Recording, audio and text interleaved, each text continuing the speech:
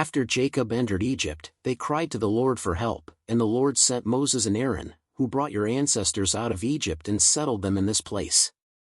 But they forgot the Lord their God, so he sold them into the hand of Sisera, the commander of the army of Hazor, and into the hands of the Philistines and the king of Moab, who fought against them.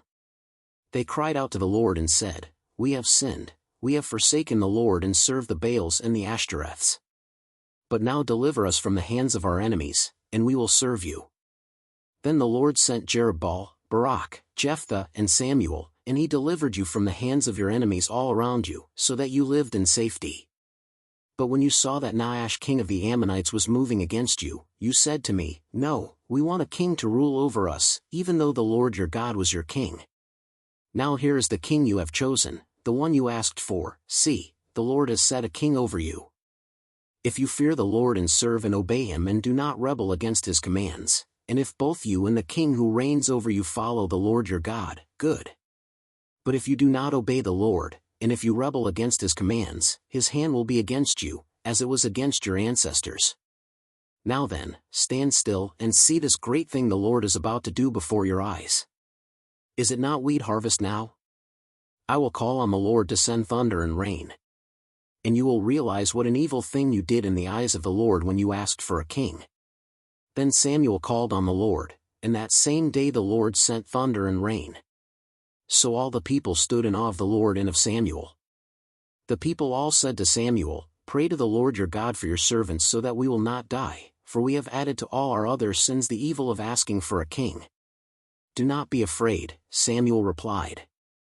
You have done all this evil, yet do not turn away from the Lord, but serve the Lord with all your heart. Do not turn away after useless idols. They can do you no good, nor can they rescue you, because they are useless. For the sake of his great name the Lord will not reject his people, because the Lord was pleased to make you his own. As for me, far be it from me that I should sin against the Lord by failing to pray for you. And I will teach you the way that is good and right.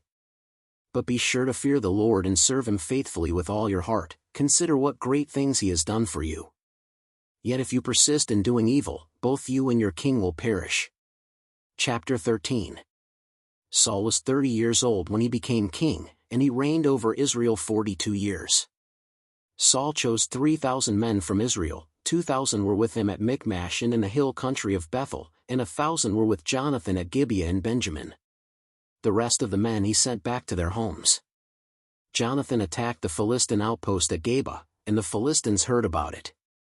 Then Saul had the trumpet blown throughout the land and said, Let the Hebrews hear. So all Israel heard the news, Saul has attacked the Philistine outpost, and now Israel has become obnoxious to the Philistines. And the people were summoned to join Saul at Gilgal. The Philistines assembled to fight Israel, with 3,000 chariots, 6,000 charioteers, and soldiers as numerous as the sand on the seashore. They went up and camped at Michmash, east of Beth-aven. When the Israelites saw that their situation was critical and that their army was hard-pressed, they hid in caves and thickets, among the rocks, and in pits and cisterns. Some Hebrews even crossed the Jordan to the land of Gad and Gilead. Saul remained at Gilgal, and all the troops with him were quaking with fear. He waited 7 days, the time set by Samuel, but Samuel did not come to Gilgal, and Saul's men began to scatter. So he said, Bring me the burnt offering and the fellowship offerings. And Saul offered up the burnt offering.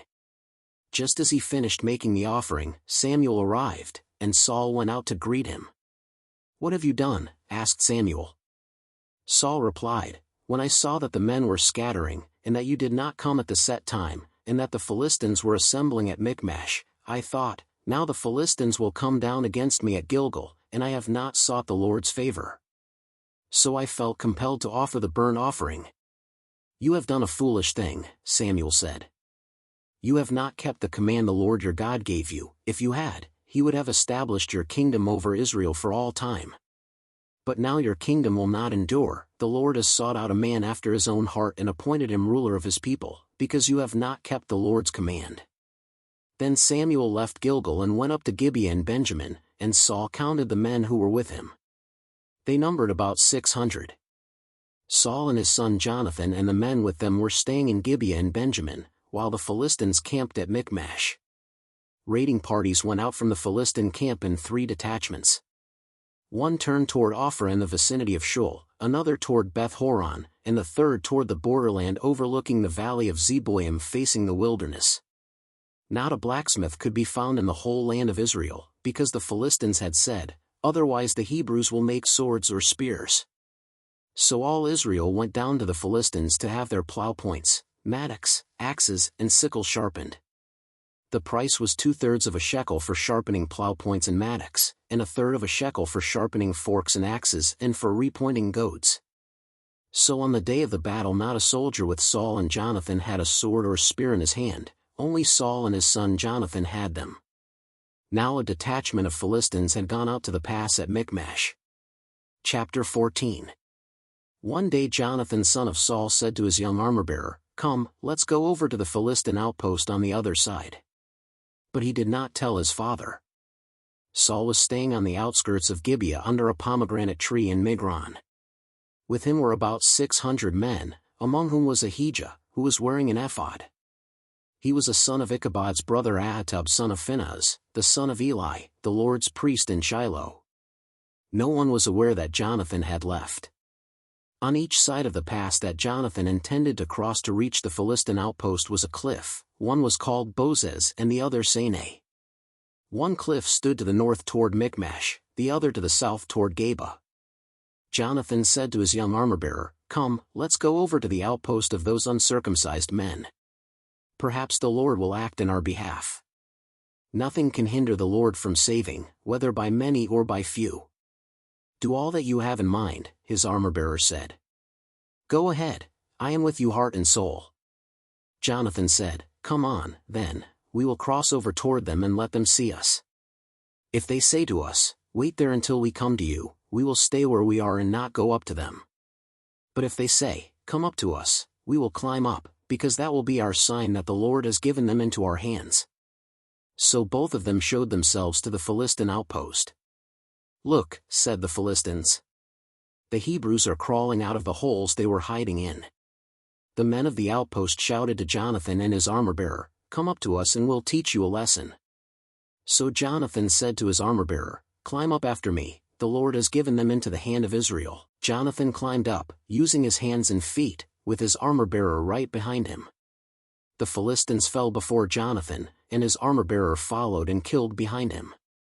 In that first attack Jonathan and his armor-bearer killed some 20 men in an area of about half an acre.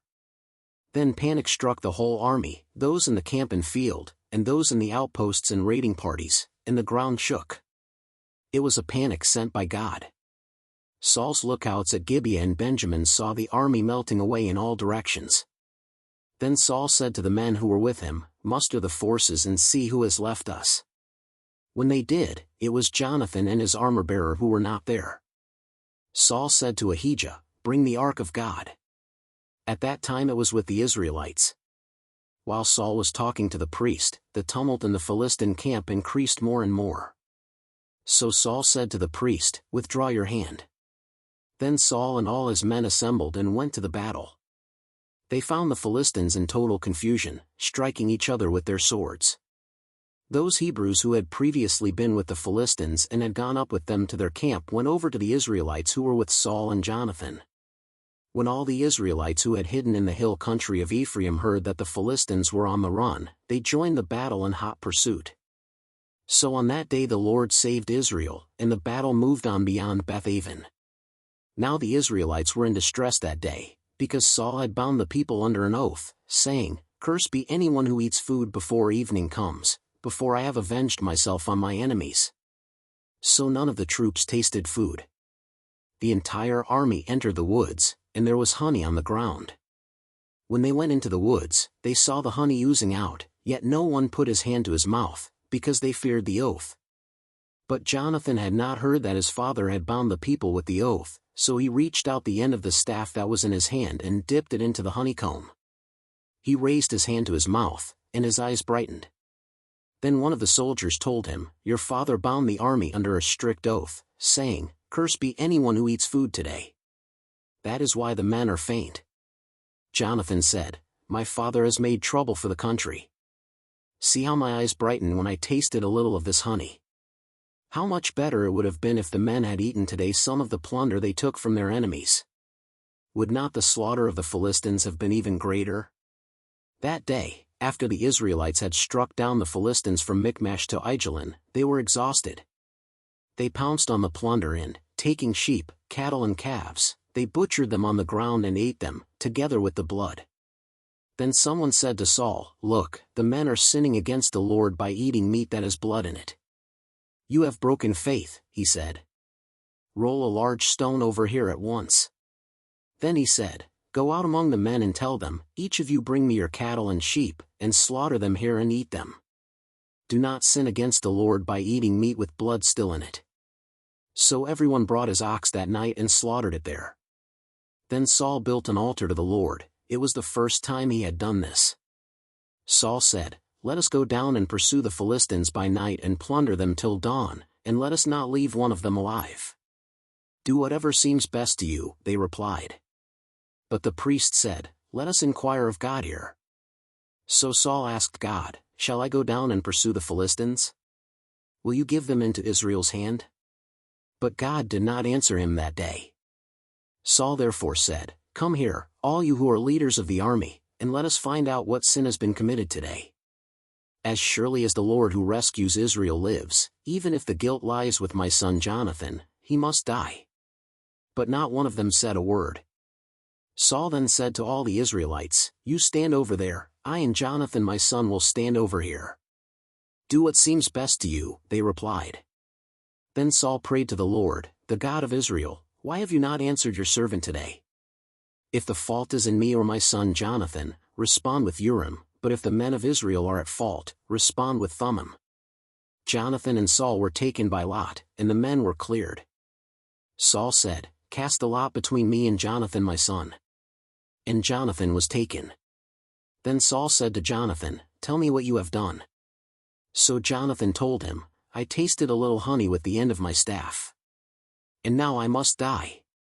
Saul said, "May God deal with me, be it ever so severely, if you do not die, Jonathan." But the men said to Saul, "Should Jonathan die, he who has brought about this great deliverance in Israel?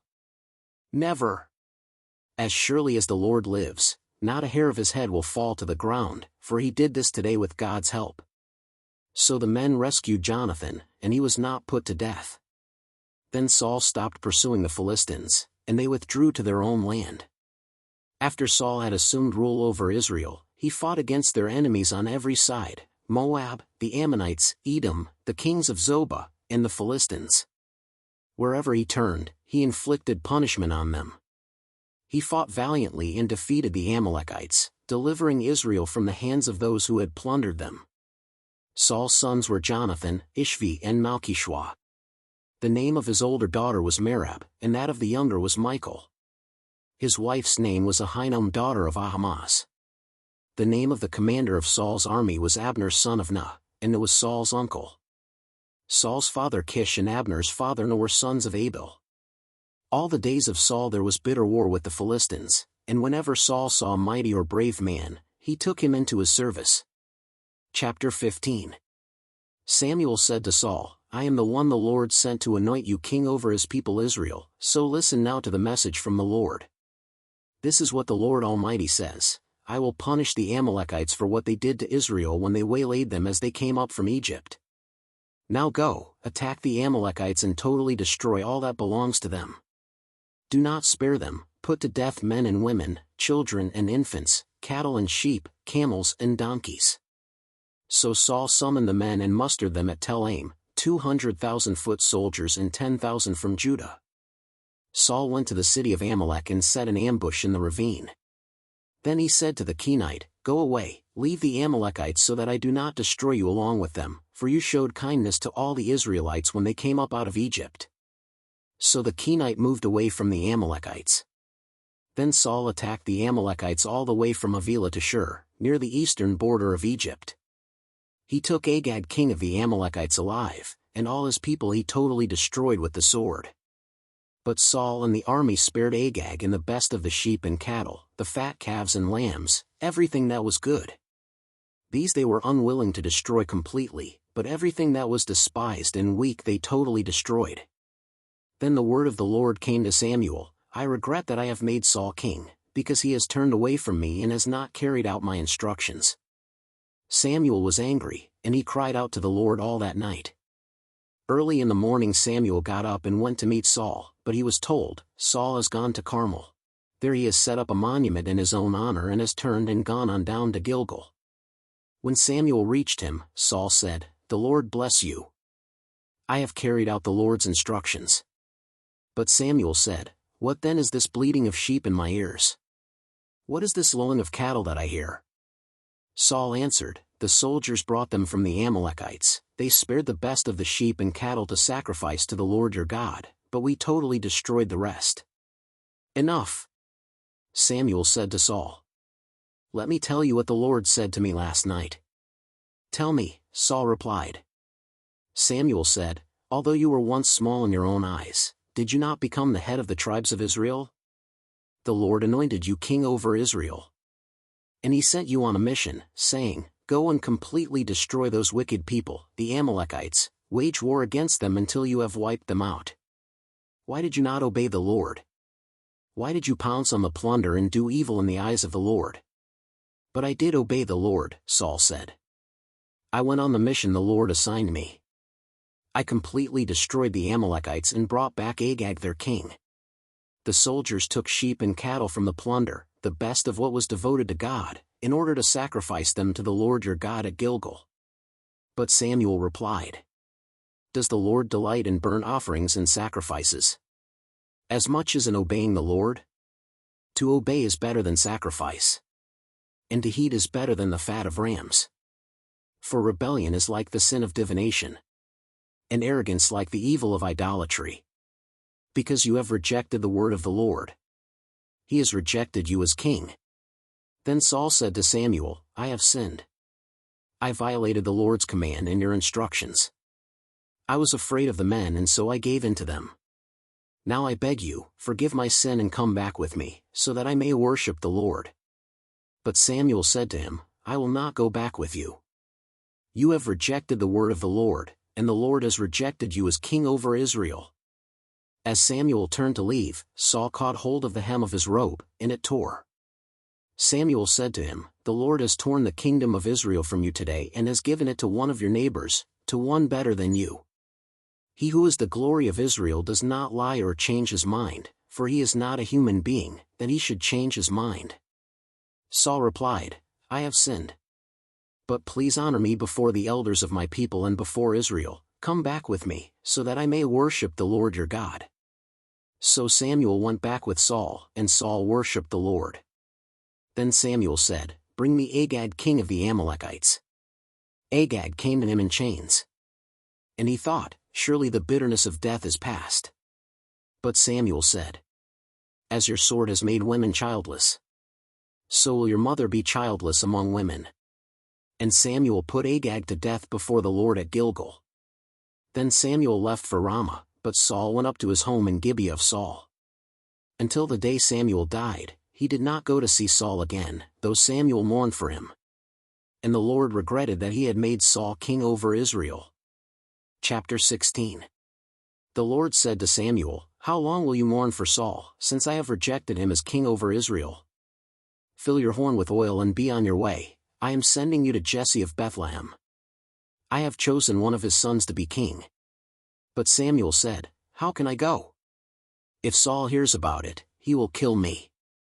The Lord said, Take a heifer with you and say, I have come to sacrifice to the Lord. Invite Jesse to the sacrifice, and I will show you what to do. You are to anoint for me the one I indicate. Samuel did what the Lord said. When he arrived at Bethlehem, the elders of the town trembled when they met him. They asked, Do you come in peace? Samuel replied, Yes, in peace, I have come to sacrifice to the Lord. Consecrate yourselves and come to the sacrifice with me. Then he consecrated Jesse and his sons and invited them to the sacrifice. When they arrived, Samuel saw Eliab and thought, Surely the Lord's anointed stands here before the Lord. But the Lord said to Samuel, Do not consider his appearance or his height, for I have rejected him. The Lord does not look at the things people look at. People look at the outward appearance, but the Lord looks at the heart. Then Jesse called Abinadab and had him pass in front of Samuel. But Samuel said, "The Lord has not chosen this one either." Jesse then had Shammah pass by, but Samuel said, "Nor has the Lord chosen this one." Jesse had 7 of his sons pass before Samuel, but Samuel said to him, "The Lord has not chosen these." So he asked Jesse, "Are these all the sons you have?" "There is still the youngest," Jesse answered. "He is tending the sheep." Samuel said, "Send for him, we will not sit down until he arrives." So he sent for him and had him brought in. He was glowing with health and had a fine appearance and handsome features. Then the Lord said, "Rise and anoint him, this is the one." So Samuel took the horn of oil and anointed him in the presence of his brothers, and from that day on the Spirit of the Lord came powerfully upon David. Samuel then went to Ramah. Now the Spirit of the Lord had departed from Saul, and an evil spirit from the Lord tormented him. Saul's attendants said to him, "See, an evil spirit from God is tormenting you. Let our Lord command his servants here to search for someone who can play the lyre. He will play when the evil spirit from God comes on you, and you will feel better." So Saul said to his attendants, "Find someone who plays well and bring him to me." One of the servants answered, "I have seen a son of Jesse of Bethlehem who knows how to play the lyre. He is a brave man and a warrior. He speaks well and is a fine-looking man. And the Lord is with him." Then Saul sent messengers to Jesse and said, "Send me your son David, who is with the sheep." So Jesse took a donkey loaded with bread, a skin of wine and a young goat and sent them with his son David to Saul. David came to Saul and entered his service. Saul liked him very much, and David became one of his armor-bearers. Then Saul sent word to Jesse, saying, "Allow David to remain in my service, for I am pleased with him." Whenever the Spirit from God came on Saul, David would take up his lyre and play. Then relief would come to Saul, he would feel better, and the evil spirit would leave him. Chapter 17. Now the Philistines gathered their forces for war and assembled at Soko in Judah. They pitched camp at Ephs-dammim, between Soko and Azekah. Saul and the Israelites assembled and camped in the valley of Elah and drew up their battle line to meet the Philistines. The Philistines occupied one hill and the Israelites another, with the valley between them. A champion named Goliath, who was from Gath, came out of the Philistine camp. His height was 6 cubits and a span. He had a bronze helmet on his head and wore a coat of scale armor of bronze weighing 5,000 shekels. On his legs he wore bronze greaves, and a bronze javelin was slung on his back. His spear shaft was like a weaver's rod, and its iron point weighed 600 shekels. His shield-bearer went ahead of him. Goliath stood and shouted to the ranks of Israel, "Why do you come out and line up for battle? Am I not a Philistine, and are you not the servants of Saul? Choose a man and have him come down to me.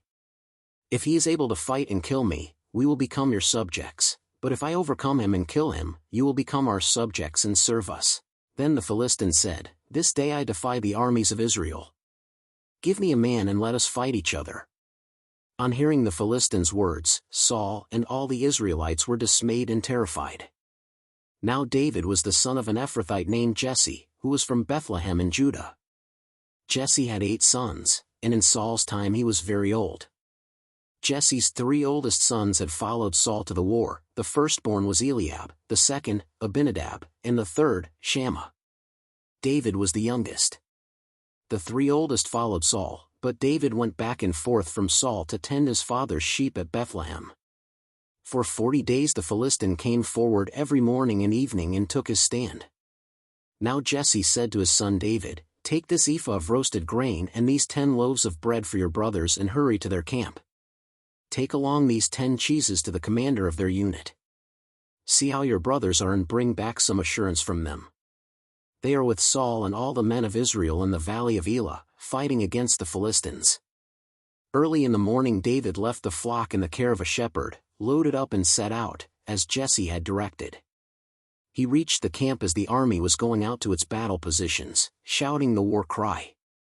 Israel and the Philistines were drawing up their lines facing each other. David left his things with the keeper of supplies, ran to the battle lines and asked his brothers how they were. As he was talking with them, Goliath, the Philistine champion from Gath, stepped out from his lines and shouted his usual defiance, and David heard it. Whenever the Israelites saw the man, they all fled from him in great fear. Now the Israelites had been saying, "Do you see how this man keeps coming out? He comes out to defy Israel. The king will give great wealth to the man who kills him. He will also give him his daughter in marriage and will exempt his family from taxes in Israel." David asked the men standing near him, "What will be done for the man who kills this Philistine and removes this disgrace from Israel? Who is this uncircumcised Philistine that he should defy the armies of the living God?" They repeated to him what they had been saying and told him, "This is what will be done for the man who kills him." When Eliab, David's oldest brother, heard him speaking with the men, he burned with anger at him and asked, "Why have you come down here? And with whom did you leave those few sheep in the wilderness? I know how conceited you are and how wicked your heart is. You came down only to watch the battle." "Now what have I done?" said David. "Can I even speak?" He then turned away to someone else and brought up the same matter, and the men answered him as before. What David said was overheard and reported to Saul, and Saul sent for him. David said to Saul, "Let no one lose heart on account of this Philistine, your servant will go and fight him."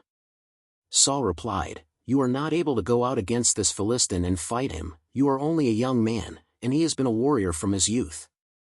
But David said to Saul, "Your servant has been keeping his father's sheep. When a lion or a bear came and carried off a sheep from the flock, I went after it, struck it, and rescued the sheep from its mouth. When it turned on me, I seized it by its hair, struck it and killed it.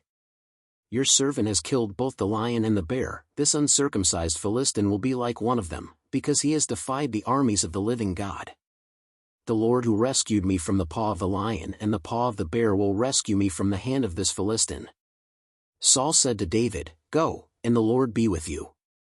Then Saul dressed David in his own tunic. He put a coat of armor on him and a bronze helmet on his head. David fastened on his sword over the tunic and tried walking around, because he was not used to them. "I cannot go in these," he said to Saul, "because I am not used to them." So he took them off. Then he took his staff in his hand, chose 5 smooth stones from the stream, put them in the pouch of his shepherd's bag and, with his sling in his hand, approached the Philistine. Meanwhile, the Philistine, with his shield-bearer in front of him, kept coming closer to David. He looked David over and saw that he was little more than a boy, glowing with health and handsome, and he despised him. He said to David, "Am I a dog, that you come at me with sticks?" And the Philistine cursed David by his gods. "Come here," he said, "and I'll give your flesh to the birds and the wild animals." David said to the Philistine, "You come against me with sword and spear and javelin, but I come against you in the name of the Lord Almighty, the God of the armies of Israel, whom you have defied. This day the Lord will deliver you into my hands, and I'll strike you down and cut off your head. This very day I will give the carcasses of the Philistine army to the birds and the wild animals, and the whole world will know that there is a God in Israel. All those gathered here will know that it is not by sword or spear that the Lord saves, for the battle is the Lord's, and he will give all of you into our hands." As the Philistine moved closer to attack him, David ran quickly toward the battle line to meet him. Reaching into his bag and taking out a stone, he slung it and struck the Philistine on the forehead. The stone sank into his forehead, and he fell face down on the ground. So David triumphed over the Philistine with a sling and a stone. Without a sword in his hand he struck down the Philistine and killed him. David ran and stood over him. He took hold of the Philistine's sword and drew it from the sheath. After he killed him, he cut off his head with the sword. When the Philistines saw that their hero was dead, they turned and ran. Then the men of Israel and Judah surged forward with a shout and pursued the Philistines to the entrance of Gath and to the gates of Ekron. Their dead were strewn along the Shaaraim road to Gath and Ekron. When the Israelites returned from chasing the Philistines, they plundered their camp. David took the Philistine's head and brought it to Jerusalem. He put the Philistines' weapons in his own tent. As Saul watched David going out to meet the Philistine, he said to Abner, commander of the army, "Abner, whose son is that young man?" Abner replied, "As surely as you live, your majesty, I don't know." The king said, "Find out whose son this young man is." As soon as David returned from killing the Philistine, Abner took him and brought him before Saul, with David still holding the Philistine's head. "Whose son are you, young man?" Saul asked him. David said, I am the son of your servant Jesse of Bethlehem. Chapter 18. After David had finished talking with Saul, Jonathan became one in spirit with David, and he loved him as himself. From that day Saul kept David with him and did not let him return home to his family. And Jonathan made a covenant with David because he loved him as himself. Jonathan took off the robe he was wearing and gave it to David, along with his tunic, and even his sword, his bow and his belt. Whatever mission Saul sent him on, David was so successful that Saul gave him a high rank in the army. This pleased all the troops, and Saul's officers as well. When the men were returning home after David had killed the Philistine, the women came out from all the towns of Israel to meet King Saul with singing and dancing, with joyful songs and with timbrels and lyres. As they danced, they sang, Saul has slain his thousands, and David his tens of thousands. Saul was very angry. This refrain displeased him greatly. They have credited David with tens of thousands, he thought, but me with only thousands. What more can he get but the kingdom? And from that time on Saul kept a close eye on David. The next day an evil spirit from God came forcefully on Saul. He was prophesying in his house, while David was playing the lyre, as he usually did. Saul had a spear in his hand and he hurled it, saying to himself, I'll pin David to the wall. But David eluded him twice. Saul was afraid of David, because the Lord was with David but had departed from Saul. So he sent David away from him and gave him command over 1,000 men, and David led the troops in their campaigns. In everything he did he had great success, because the Lord was with him. When Saul saw how successful he was afraid of him. But all Israel and Judah loved David, because he led them in their campaigns. Saul said to David, Here is my older daughter Merab. I will give her to you in marriage, only serve me bravely and fight the battles of the Lord. For Saul said to himself, I will not raise a hand against him. Let the Philistines do that. But David said to Saul, Who am I, and what is my family or my clan in Israel, that I should become the king's son-in-law? So when the time came for Merab, Saul's daughter, to be given to David, she was given in marriage to Adriel of Meholah. Now Saul's daughter Michal was in love with David, and when they told Saul about it, he was pleased. I will give her to him, he thought, so that she may be a snare to him and so that the hand of the Philistines may be against him.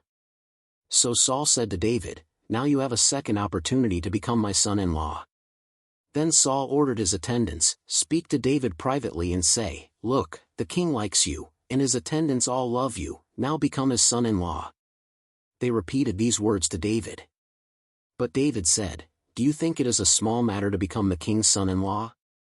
I'm only a poor man and little known. When Saul's servants told him what David had said, Saul replied, Say to David, The king wants no other price for the bride than 100 Philistine foreskins, to take revenge on his enemies. Saul's plan was to have David fall by the hands of the Philistines. When the attendants told David these things, he was pleased to become the king's son-in-law. So before the allotted time elapsed, David took his men with him and went out and killed 200 Philistines and brought back their foreskins. They counted out the full number to the king so that David might become the king's son-in-law. Then Saul gave him his daughter Michal in marriage. When Saul realized that the Lord was with David and that his daughter Michal loved David, Saul became still more afraid of him, and he remained his enemy the rest of his days. The Philistine commanders continued to go out to battle, and as often as they did, David met with more success than the rest of Saul's officers, and his name became well known. Chapter 19. Saul told his son Jonathan and all the attendants to kill David. But Jonathan had taken a great liking to David and warned him, My father Saul is looking for a chance to kill you. Be on your guard tomorrow morning, go into hiding and stay there. I will go out and stand with my father in the field where you are. I'll speak to him about you and will tell you what I find out. Jonathan spoke well of David to Saul his father and said to him, Let not the king do wrong to his servant David, he has not wronged you, and what he has done has benefited you greatly. He took his life in his hands when he killed the Philistine. The Lord won a great victory for all Israel, and you saw it and were glad. Why then would you do wrong to an innocent man like David by killing him for no reason? Saul listened to Jonathan and took this oath, As surely as the Lord lives, David will not be put to death." So Jonathan called David and told him the whole conversation. He brought him to Saul, and David was with Saul as before. Once more war broke out, and David went out and fought the Philistines. He struck them with such force that they fled before him. But an evil spirit from the Lord came on Saul as he was sitting in his house with his spear in his hand. While David was playing the lyre, Saul tried to pin him to the wall with his spear, but David eluded him as Saul drove the spear into the wall. That night David made good his escape. Saul sent men to David's house to watch it and to kill him in the morning. But Michal, David's wife, warned him, "If you don't run for your life tonight, tomorrow you'll be killed." So Michal let David down through a window, and he fled and escaped. Then Michal took an idol and laid it on the bed, covering it with a garment and putting some goat's hair at the head. When Saul sent the men to capture David, Michal said, "He is ill." Then Saul sent the men back to see David and told them, "Bring him up to me in his bed so that I may kill him." But when the men entered, there was the idol in the bed, and at the head was some goat's hair. Saul said to Michal, "Why did you deceive me like this and send my enemy away so that he escaped?" Michal told him, "He said to me, 'Let me get away. Why should I kill you?'" When David had fled and made his escape, he went to Samuel at Ramah and told him all that Saul had done to him. Then he and Samuel went to Naioth and stayed there. Word came to Saul, "David is in Naioth at Ramah," so he sent men to capture him. But when they saw a group of prophets prophesying, with Samuel standing there as their leader, the Spirit of God came on Saul's men, and they also prophesied. Saul was told about it, and he sent more men, and they prophesied too. Saul sent men a third time, and they also prophesied. Finally, he himself left for Ramah and went to the great cistern at Seku. And he asked, "Where are Samuel and David?" "Over in Naioth at Ramah," they said. So Saul went to Naioth at Ramah. But the Spirit of God came even on him, and he walked along prophesying until he came to Naioth. He stripped off his garments, and he too prophesied in Samuel's presence. He lay naked all that day and all that night. This is why people say, "Is Saul also among the prophets?" Chapter 20. Then David fled from Naioth at Ramah and went to Jonathan and asked, "What have I done? What is my crime? How have I wronged your father, that he is trying to kill me?" "Never," Jonathan replied. "You are not going to die. Look, my father doesn't do anything, great or small, without letting me know. Why would he hide this from me? It isn't so." But David took an oath and said, "Your father knows very well that I have found favor in your eyes," and he has said to himself, "Jonathan must not know this or he will be grieved. Yet as surely as the Lord lives and as you live, there is only a step between me and death." Jonathan said to David, "Whatever you want me to do, I'll do for you." So David said, "Look, tomorrow is the new moon feast, and I am supposed to dine with the king, but let me go and hide in the field until the evening of the day after tomorrow. If your father misses me at all, tell him, David earnestly asked my permission to hurry to Bethlehem, his hometown, because an annual sacrifice is being made there for his whole clan. If he says, 'Very well,' then your servant is safe. But if he loses his temper, you can be sure that he is determined to harm me. As for you, show kindness to your servant, for you have brought him into a covenant with you before the Lord.